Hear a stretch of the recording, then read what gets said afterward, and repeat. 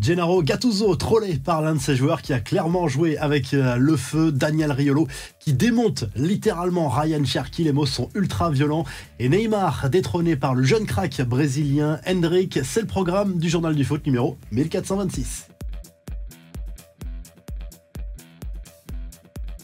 L'OM enfonce encore un peu plus l'OL au classement. Les Marseillais vainqueurs 3-0 de l'Olympique Lyonnais en Ligue 1. Match en retard de la 10e journée. C'était mercredi soir au stade Vélodrome. Les Olympiens qui remontent à la 8e place. Les Gones sont toujours bons derniers.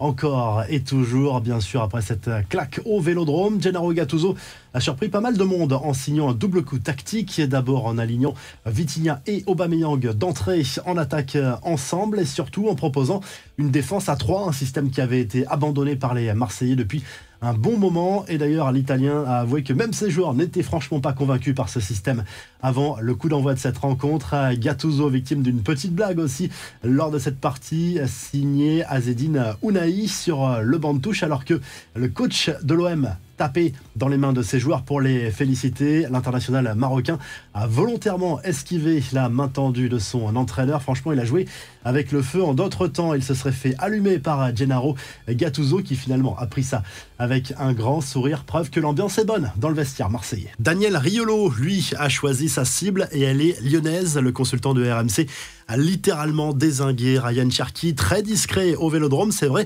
et à l'origine notamment de la perte de balle sur le premier but marseillais. Tu ne peux pas avoir une équipe qui joue au ballon avec des mecs qui ont une mentalité de merde. Cherki, c'est cataclysmique. Cherki ne doit plus jamais remettre les pieds dans cette équipe. Ce n'est même pas la moitié du cerveau de Ben Arfa.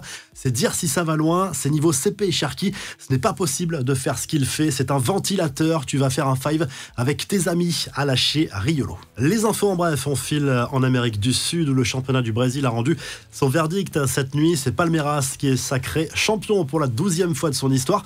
Le futur joueur du Real Madrid, Endrick, 17 ans, a marqué et dépassé un certain Neymar. Son but lui a permis de dépasser l'ancien Parisien aujourd'hui à Al Hilal au classement des joueurs mineurs ayant inscrit le plus de buts sur une saison au Brésil, en l'occurrence 11 contre 10 pour Neymar, mais le record absolu reste entre les mains de Ronaldo.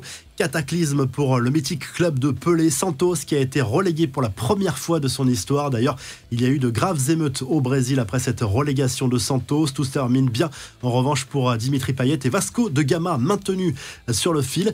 Une double bonne nouvelle pour le PSG, annoncé absent jusqu'au début de l'année 2024. Warren Zahir Emery a finalement signé son retour à l'entraînement de manière prématurée. Il s'était blessé à la cheville avec les Bleus. Et Marquinhos est lui aussi sur le retour.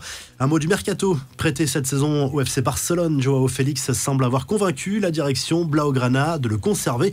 L'Atlético Madrid réclame 80 millions d'euros. C'est complètement inconcevable pour le FC Barcelone qui compte proposer la moitié de cette somme avec un nouveau prêt aussi en deuxième option pour le Portugais. On termine avec la traditionnelle revue de presse et en Angleterre. Le Telegraph Sport salue la victoire d'Aston Villa 1-0 face à Manchester City mercredi soir en Première Ligue. Les joueurs du club de Birmingham qui passent même devant ceux de Pep Guardiola au classement à la 3e place. Autre résultat de la soirée le mercredi, Manchester United a battu Chelsea à Old Trafford. Du côté de l'Espagne, le journal AS se penche sur le futur d'Alphonso Davies au Bayern Munich. L'international canadien qui négocie actuellement une prolongation de contrat avec le club bavarois, mais il veut une grosse augmentation de salaire à la clé et le Real Madrid est à l'affût pour lui offrir éventuellement ce salaire qu'il désire. Et du côté de l'Italie, la Gazette dello Sport se penche sur le futur d'Adrien Rabiot à la Juve et visiblement c'est très bien parti pour sa prolongation de contrat avec la vieille dame, comme il l'avait fait d'ailleurs il y a quelques mois déjà, le tout avec le même salaire visiblement. Si le journal du foot vous a plu, n'oubliez pas de liker, de vous abonner et on se retrouve très rapidement pour un nouveau journal du foot.